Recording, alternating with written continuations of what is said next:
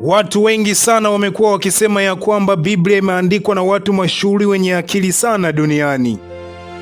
Lakini pia watu wengine wamekuwa wakisema ya kwamba Biblia bwana imeletwa na mkoloni. Yaani hayo ni maandishi ya wazungu ambayo waliandika katika akili na hekima za hali za juu sana, ili kuweza kutuweka sisi katika umateka na utawala wao. Lakini leo ngoja nikuambie kuna siri juu ya uandikaji wa Biblia hii. Biblia bwana imeandikwa chini ya uweza wa nguvu za kiungu. Je, siri hii ni ipi? Biblia yenyewe inaeleza wazi kuwa waandishi hawakuandika kwa akili zao, bali waliongozwa na nguvu ya Mungu. Kama ilivyoandikwa katika kitabu cha Petro wa pili sura ya kwanza na mstari wa 21, ninanukuu: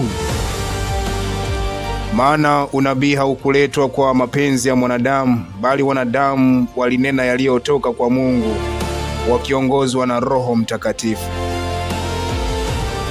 Je, maana yake hii ni nini sasa?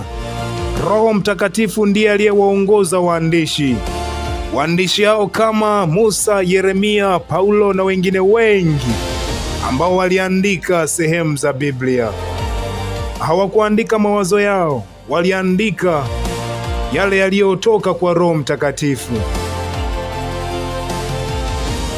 Yaani ni kama mfano mdogo tu wa mtu ambaye anaandika barua, lakini maneno ya kuandika yanatoka kwa mtu mwingine.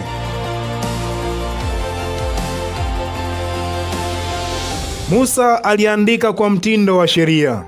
Daudi aliandika kwa mashairi. Paulo aliandika kwa mafundisho. Lakini chanzo cha ujumbe kilitoka kwa Roho Mtakatifu. Huyu ndio aliwapa nini cha kuweza kuandika. Roho Mtakatifu alihakikisha hakuna makosa kwenye ujumbe.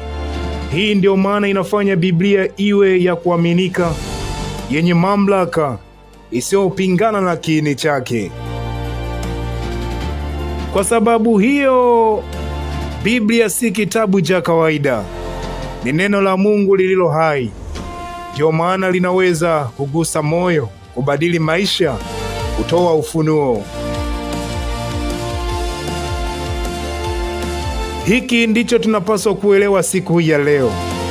Waandishi waliandika, lakini Roho Mtakatifu ndiye aliyesema nao.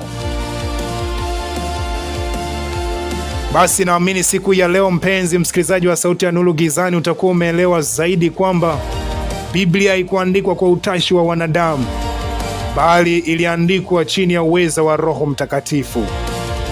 Biblia ni ya kuaminika, ina siri ya uokovu, ndani yake ina maonyo, ina ujumbe wa uzima wa milele na upendo wa Mungu na uumbaji. Mungu akubariki sana. Mimi ni msimuliaji wako, ninaitwa William Charles. Uwe na siku njema. Bye.